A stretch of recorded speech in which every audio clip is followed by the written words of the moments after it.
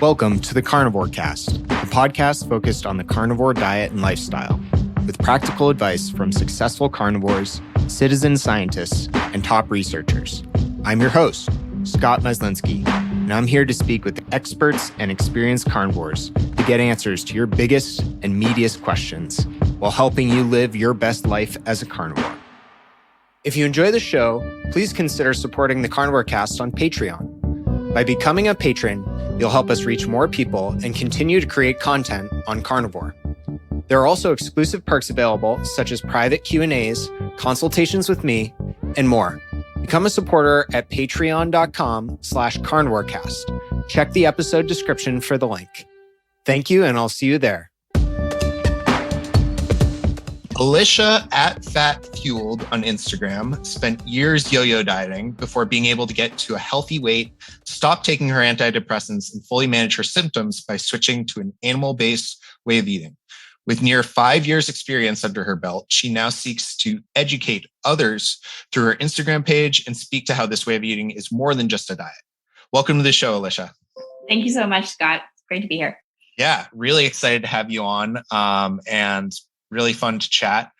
So I think I've really enjoyed following your story on Instagram over the last few years, even. And I think a lot of folks can learn a lot from you.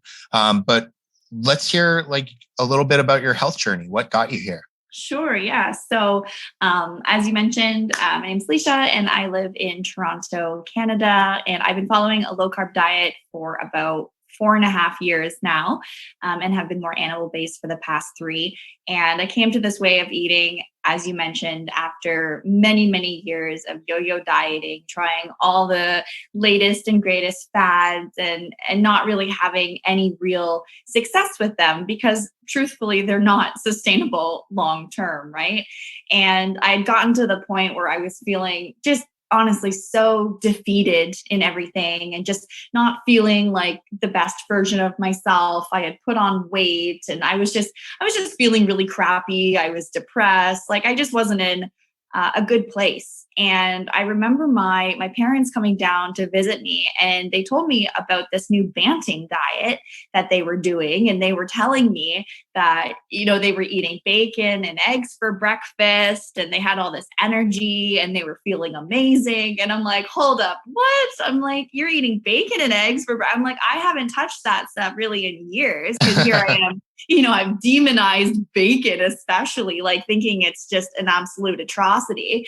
And so that certainly piqued my interest. And so I remember, that day going out and buying the Real Meal Revolution book. And I read through it in like a day, if that. I was just so curious about this whole way of eating. And I was like, you know what, like I've done it all. Why not this too? So I dived in head first and I thought the whole concept was super interesting. So I did all sorts of research on the topic and was just like super gung-ho about it. I loved reading all these blog posts and listening to podcast episodes and everything. And I was like, wow, like what a really awesome community. So I decided to make my Instagram page as well, as a means of, keeping me accountable. And of course, connecting with like-minded people. And over time, it's become so much more than that. And I'm really grateful for that. So at this point, I'm showing up on my platform as a means to educate, inspire, and entertain people.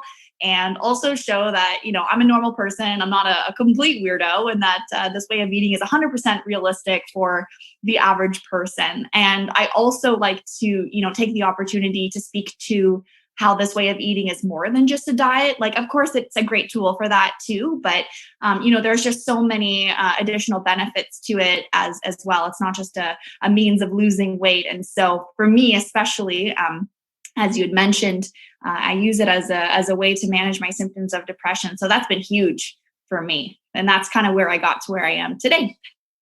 Yeah, that's awesome. Thank you for sharing that, Alicia.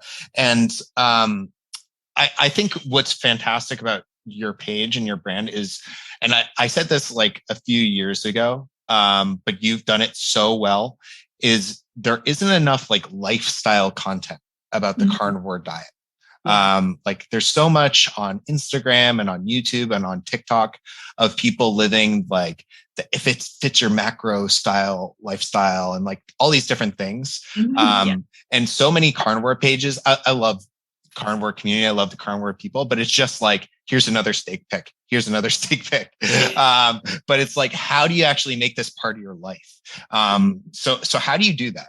Yeah, so it's a great question and one that I get often enough. And I think that, oftentimes people make it like a bigger deal than it actually is. And I found that, in general, it's fairly easy to follow this way of eating once you can sort of get past, the idea of it being completely bonkers. Because, like, let me tell you, when I first heard of this way of eating, and I'd been following low carb for probably a year or year and a half before I was introduced to the idea of a more animal-based carnivorous diet, I thought it was like just so strange, right? Because, like, growing up, you're always, told how important it is to eat vegetables. And I'm like, well, there's no way not eating veggies is healthy. Like, that doesn't make any sense. And so, like, getting past that sort of thing and then just trying it out myself and realizing, like, oh my gosh, like, I feel so good, like even better than I did on keto, which I thought, was like a huge improvement from eating a standard American diet. So getting past that and then, just really taking it a day at a time and being prepared and, just, I don't know, like just enjoying the benefits of it, I think is really important. Sorry, can you, what was the original question? Sometimes I get so like, no, that's great. Loop of like, what am I saying? I guess what are some ways in which you make, like carnivore work being flexible, being social, incorporating it into your life? Yeah. Okay. Perfect. Yeah. Thank you. So again, for me, like, I think that it's important to be really prepared and get over that initial sort of like mindset of like, what is this even? And then lean into how good you're feeling and stuff, but also just like being practical about it. So I think one of the big things that deters people from this way of eating is that they think it's really expensive because they think that, they need to eat ribeyes every single day. And I think that a lot of carnivore influencers sort of drive this narrative because a lot of their posts are just that. And like, no judgment here, because I know that I also post a lot of steaks and stuff on my page because it's what looks best, to be honest. Like, a lot of animal-based food is just so brown. Yeah. But, me too. I'm totally with you. I'm completely guilty of it. I'm just saying you've done a great job breaking the mold. Thank you. But behind the scenes, though, I'm eating a lot of delicious but less than appetizing looking foods, like a lot of ground beef or fried beef fat with other types of proteins, or, a giant pile of ribs or whatever. Like, I can't afford to eat ribeyes every day. I wish, and like maybe one day, but for now, it's not an everyday thing. So, one of the things I'm doing to make this way of eating as affordable as possible is by, eating inexpensive cuts of meat, throwing them in the slow cooker for a couple of hours, having that for dinner. I try to buy in bulk when possible. And of course, like freeze. You can also buy stuff on sale at the grocery store. Like, I find that very helpful. I eat a lot of ground beef. I do love ground beef. I think it's very just like versatile, and like sometimes it's a delicious smash burger, but oftentimes it is just like a bowl of ground beef and maybe some soft boiled eggs on there or whatever. And it's not pretty, but it works. And the other thing too to consider is when you're eating just meat, or mostly just meat, like maybe meat and eggs and a little bit of dairy, as opposed to eating keto or low carb, you're not buying into all of these specialty products that often cost an arm and a leg. Like, a lot of these people wanting their special breads or their sweets and treats, or even making them at home, like the almond flour. Like, my goodness, like you think like it's just insane how much that costs. So when you're not actually, buying into those things and you're just keeping it like super basic, super simple, it's a much more like basic, simple, and inexpensive way to eat, I think. But in terms of making it, sustainable and just something to do every day. I mentioned this before, just taking things one day at a time, being prepared. If I'm going over to a friend's place, I might, eat ahead of time or bring my own snacks or food. If I'm going out for dinner, I'll look at the menu ahead of time and see what I can have. It doesn't always have to be super complicated. And I'd say in this day and age too, like when food allergies and other just preferences are sort of at the forefront, it's not strange for people to be like, hey, like, what are you cooking this in? Or are there, is there sugar in that sauce? Like, it's not uncommon to ask those type of questions. And from my experience, the restaurants are more than happy to ask questions. So that's something that I suggest is, just sort of look into that. I also find, focusing on how I feel makes it very easy for me to stick on plan. And I know a lot of I know how a lot of carby foods make me feel, and it's not good. So it was a very easy shift from like, oh, I can't have that, to I genuinely don't want that.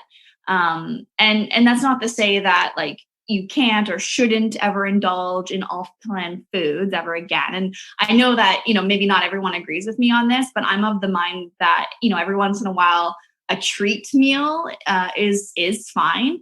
And I think that is one of the things that makes this way of eating sustainable for me. And I know I'm privileged that I'm able to do that without any egregious side effects. I know some aren't so lucky. Someone like Michaela Peterson comes to mind. But I would say generally feel out your own situation. It also depends how you're coming into this way of eating as well, right? So for me, initially, when I first started eating more animal-based, it was, partially curiosity, but then really leaning into the healing benefits of it and going really back to basics. I was doing what is now considered the lion diet for a good portion of the beginning of my carnivorous journey. I would say a good 6 to 8 months at least. I was pretty much just beef, salt, and water. I didn't stray too far from that. And I think that was really beneficial just, for my gut health and everything. And slowly I was able to, add in some other foods and to see how they made me feel. Because really going animal-based, especially to that degree, is the ultimate elimination diet. Like screw the like rice diet, eliminate, like really, this is going back to basics. It's giving your body everything it needs, but also allows you to get a better insight into your body and what's okay and what's not. And over time too, like, in healing my body, I was able to, do some foods that weren't okay before. And so it's really been a whole journey for me, but one that's certainly important. So sorry, a little just sidebar on that, but basically, feeling out your own situation when it comes to those treat or off-plan meals, and then I guess I could say, eating this way though is a priority for me because it's how I feel best, and I can feel when I've been eating off plan, like my energy goes down, like way down. I get the carb dumbs or grain brain, as some people call it. And I also get super, super anxious and of course, depressed again. Like honestly, within like a day, if I were to consume sugar or something, like I am not my best stable self.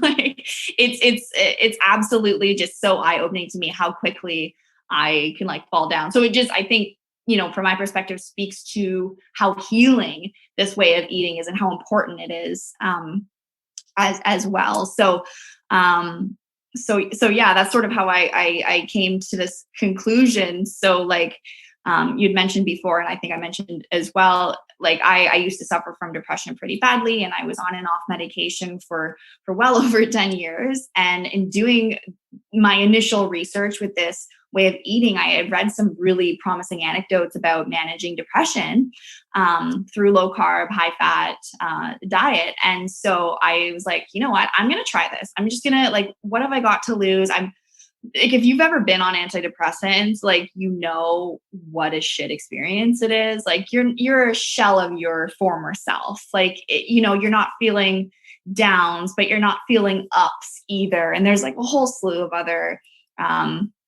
like side effects that just really aren't super pleasant. So for me, I was just like, I have to try this, and so now I fully manage those symptoms of depression through diet alone. And of course, that's a huge motivator for me to continue eating this way. So yeah, it's not just a diet for me. It's quite literally been life-saving. So if anyone ever gives me heck about eating in this strange way, like I often explain to them, why I'm doing this. It's not just like a vanity thing, because people often put the words, keto, diet together, and diet has all these connotations to it. And so I try to the best of my ability to refer to it as like a way of eating or a lifestyle or something like that. Cause I don't want people to have that association. Cause it's like, like I said, it is a means to lose weight, but it's so much more than that. So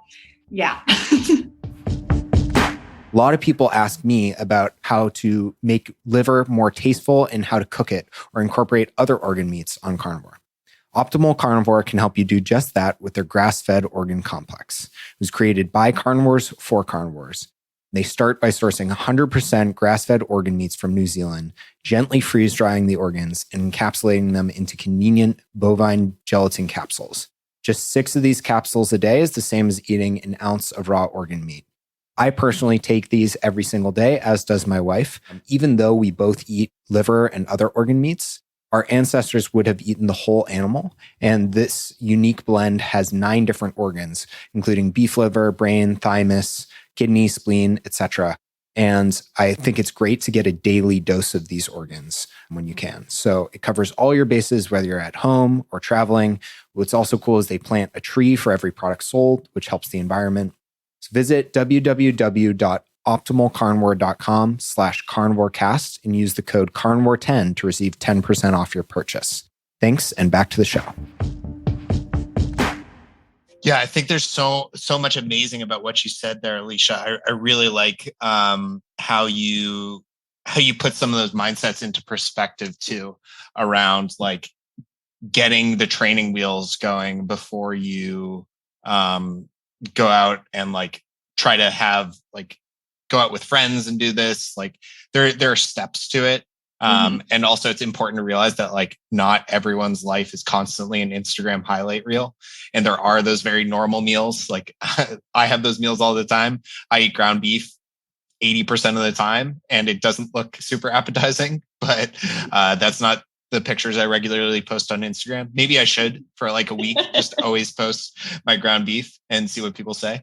But yeah, no, I really like how much you normalize some of those things, because I think a lot of those experiences you're talking about are things that a lot of people have felt. And with the depression, that sounds like incredibly life-changing. Can you talk about like, did you expect that to be a side effect of going to an animal-based way of eating? Or were you like in disbelief when it started happening? How did you deal with kind of the cognitive dissonance of that? Yeah, I mean, it was certainly interesting, and having read several, anecdotes of it, I was, hopeful that I would, have a similar experience. And I mean, what is it? I don't know if it's up anymore, if they're in the middle of revamping it, but I think the old MeatRx website, like you could go on there and they just had a huge list of different ailments and stuff, and you could click on it and all of these people were sharing their stories about how an animal-based diet, I'm like hesitant to use the word cure of these things, but certainly help like manage symptoms of certain things, like whether it be depression or IBS or, leaky gut syndrome, like a whole bunch of different stuff. And like some things that you never would have expected. So between that and, just tired of being on medication and just being like, you know what, like, what have I got to lose? I'm going to try it. Worst case scenario, I go back on them or whatever, but it's like, just to have that freedom from being on medication, it's at least worth a shot. And I was definitely surprised, but very happy that I too was able to have a very similar thing, because that's the thing. It's like, and one of my, sort of frustrations with modern medicine is just how everything is a Band-Aid solution. It's like, oh, you're depressed, here, take this pill. And it's not looking at really the root cause of these issues. And that's like the same with everything. It's, diabetes is the same. That's a big one. And I think that is pretty, topical to this community as well. Because, so many people have type 2 diabetes are told, this is a forever thing. It's going to get progressively worse. You might lose, a foot or something. Like, there's nothing you can do. Just, take these pills and shut up, kind of thing. And then people are realizing, like, hey, wait a minute. Like, no, that doesn't have to be the case. Instead of, consuming all of these carbs and then taking pills to interact it, or then, maybe I could just stop eating the things that's causing the issue in the first place that my body isn't able to properly, deal with. Like, how about that? And so I know personally, like, several people that have, reversed their type 2 diabetes through eating a low carb diet. And I think that is so powerful, and a testament to how, healing food can be and how important it is to, not just rely on a here you go Band-Aid solution to things. And really looking at the root cause of these issues. Yeah, that's so well said. I'm continuously amazed by the mental effects of carnivore. I think a lot of the physical transformations and improving, diabetes, joint health, PCOS, other hormonal imbalances, they're all amazing and life-changing and fantastic. But the mental transformations from people suffering from depression or anxiety just continue to blow me away and mystify me. It's huge. It's huge. Yeah. It really, really is. And it isn't even just like, I'm not depressed anymore. It's just like a general mood stability. Like, people often reference this 0 carb Zen kind of thing. And it's so true. I mean, little things before that would irritate me or whatever, I'm just like, oh, well, like the other day I was I was reaching into my cupboard to grab a cup, and as I was pulling it down, my elbow smashed into one of the shelves, and one of my favorite mugs fell out and smashed to pieces. And I kind of just looked at it, and I'm like, good morning. Like, I really didn't care. Like, it was awesome. Whatever, but I know some people that would lose their shit over that. Yeah. And be like, oh, of course this happened to me. Like, blah, blah, blah. Right. I'm like, it really doesn't matter. And so,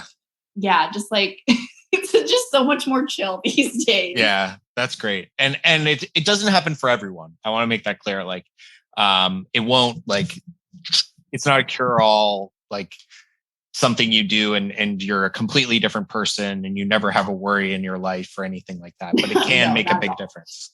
Yeah, they can for sure. You also, one thing that I've picked up from your content is you work a real full-time job. Can you talk about that and also how you balance it with keto and carnivore? Sure. Yeah. So a lot of people think that I'm like a full-time Instagram influencer, and that isn't the case at all. I'm actually a public servant. I do strategic communications and issues management, and that's a full-time job for me. So I more moonlight as an Instagram personality, I suppose, in my free time in the evenings and in the weekends and stuff. And I got to be honest, Same. Sometimes it is hard to balance. My work ebbs and flows, and recently it's really been flowing. So it's been tough for me to find the time to really focus on some things. But at the very least, I know that I have my food that I can focus on. So even though I might not be continually showing up and on my stories and posting reels as much as I would love to. I'm still very much, in the background doing my thing. And one day I'll be able to maybe find a little bit of a better balance in terms of that stuff. But yeah, it's a nice little creative outlet for me, because a lot of the work that I do is just very technical writing, putting things into layman's terms to write key messages and like that kind of stuff. So for me to have, the opportunity to cook really awesome food and take photographs of it and make silly reels and whatever, like I've really enjoyed having that creative outlet.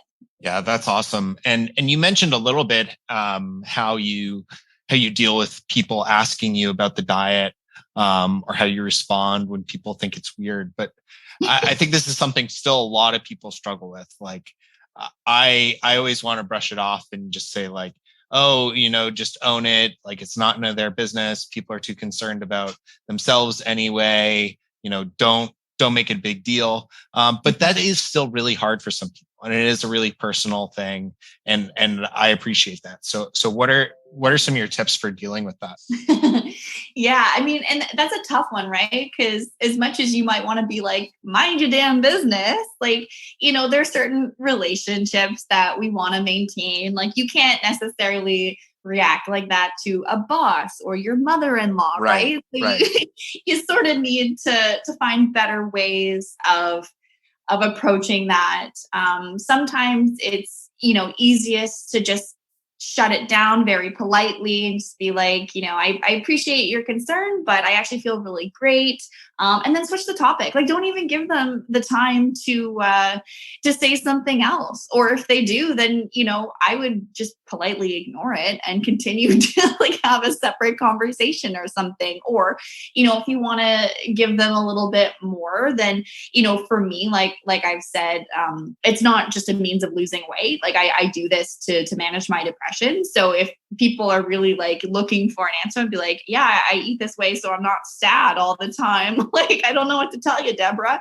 So maybe something like that. Like, how dare you? People can be so nosy, right? And I mean, I honestly can't blame them, because growing up with the food the food pyramid, it's shoved down our throats, like all of the grains, all of the fruits, all of the veggies, like God forbid you have any fat. Like the low fat diet craze swept the nation. And a lot of people are still very in the mindset that fat is bad. And I think sugar is finally kind of coming out as not being as great as it might have originally, people might have originally thought it to be. So like, that's at least a step in the right direction. But I think that oftentimes people are just more confused because they might be frustrated in their own dieting struggles. And then they see you eating these things that, they consider to be, forbidden foods. Like, how dare you lose weight eating bacon and eggs? That's not fair. I've been eating, a salad dressed in my own tears because this sucks so bad. And I've gained 5 pounds. Like, what's going on with that? So like, I get it. I get it for sure. And then people, like the media and all these other, fitness influencers and everything, like they'll take any opportunity they can get to disparage a low carb diet. And the reasoning behind that, I'm not entirely sure. One of the big things that people are saying, like keto's free. Like you don't need to be paying big bucks to get a Weight Watchers subscription or like whatever. You know what I mean? Like just eat real food. Don't have grains or sugar or seed oils, and you'll be fine. So maybe that's why they're like, oh no, like if you're eating all this real food, you're not going to need to be paying me for my services type thing. So maybe that's, but yeah. I think there's just like a lot of negative press about low carb diets right now. And so people, read one article saying keto is bad.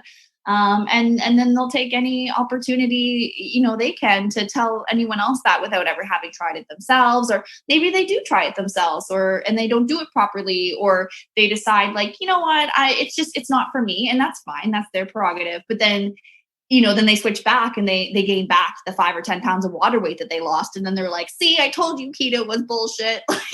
Yeah. So, then they're like, don't do it. It's the worst. Well said. Yeah. So you get a lot of this stuff happening. So I always tell people, look, like, I don't care how you eat. Like, that's obviously up to you. I just want you to feel, like the best version of yourself. For me, that is eating an animal-based diet. Like, what's the harm in trying this out for 30 days? What's 30 days? It's absolutely nothing. And for many people, after, spending a lot of time yo-yo dieting and trying all this stuff, like, I would hope that they would be open to trying something else too. And then oftentimes, when they do try it and they see how good they feel, they're like, oh, wow, I think there might be something to this, Yeah. Yeah. It's amazing how quickly people can become converts. Mm-hmm. Absolutely. What are you hoping to do with your page, Alicia? Like, what can people expect from you? Where can people find you? And what are some of your goals for Fat Fueled? Great question. So, in addition to using Instagram as a platform to like educate and entertain, well, I was going to say, I like to use it pretty much solely as a platform to educate and entertain. I would love to make more reels just about, this way of eating and its benefits. I've never been a big like recipe person. And I mean, when it comes to eating like a carnivore diet, there's not really recipes. It's like fry up your steak and eat it kind of thing. But I can make a mean steak, and I see a lot of people struggling with that. So even just like sharing fun reels of like how to make a great steak, like even at home on the stovetop, like how to make fall off the bone ribs in your Instant Pot in like 30 minutes or less, like, fun stuff like that. And I think also like what I really need to do is stop taking some of the knowledge that I've attained over the years for granted. Like I realize that not everyone knows all of this stuff. And so just like digging a little bit deeper and breaking that down into like, okay, like what can I teach people about this, in easy to digest, like bite-sized pieces, like kind of just like break it down, what it is, how you do it, easy food ideas, like, you can have dairy-free recipes, like whatever. Like I do have ideas. And once I have some more free time, I will, and I plan to show up in this space a little bit more. I also am a co-host on the Carnivore Roundtable podcast. We haven't had really any episodes in a while, but if people are looking for just some additional interesting conversations on this way of eating, I recommend checking that out. What else I was going to say? I may as well just mention too. So I am an affiliate for some brands that I personally really love. Oh, like, cool. Yeah, like Redmond Real Salt, Magteen, Auto Wild Grill. And so if people find me on Instagram at Fat Fueled, I do have a link tree on there with like discount codes and stuff. Same thing if you're in Canada, the True Local Meat delivery subscription box, like I have a discount code for that as well. So I would really like to continue getting more involved in the space. Like something else that I've considered previously, but just haven't really had the time to fully explore yet is carnivore coaching. Because I think that with my own personal experience with this way of eating and my passion to learn and help out others, I think it would be a really great fit. Yeah, I think you'd be fantastic at that. Thank you. Yeah, so that's definitely something in my future plans. Awesome. Well, I'll certainly be following along and excited to see more of all of that. I think reels are great way to create bite-sized information for people, as you said, and really break things down. They're so much fun. I'm just so happy they're a thing, and I love consuming them. Like even if they're not low carb related, like just to see the creativity people have with that sort of thing. It's really fun. So yeah, keep an eye out for some more reels coming your way, and maybe some long form videos as well in the like IGTV sort of thing. So yeah, I don't know. We'll see. Big ideas over here. Awesome. All good stuff. Great. Well, thank you so much for your time today, Alicia. It's been awesome to get to know you better. I'm sure the audience feels the same way. Thank you, everyone, for listening. And I'll have links to your stuff in the show notes. Perfect. Thank you so much, Scott. It was so great connecting with you today. Likewise. Thank you. If you enjoy the show, please consider supporting the Carnivore Cast on Patreon. By becoming a patron, you'll help us reach more people and continue to create content on carnivore. There are also exclusive perks available, such as private Q&As, consultations with me, and more. Become a supporter at patreon.com/carnivorecast. Check the episode description for the link. Thank you, and I'll see you there. Thank you for listening to this episode of the Carnivore Cast. If you enjoyed this episode, please review on iTunes. It really helps us out. And share it with a friend. What questions would you like answered, or who would you like to hear from in the carnivore research community? You can find me on Twitter, Instagram, and Facebook at Carnivore Cast, or go to carnivorecast.com. You can also email me at info@carnivorecast.com. I'd love to hear from you. Until next time, keep it carnivore.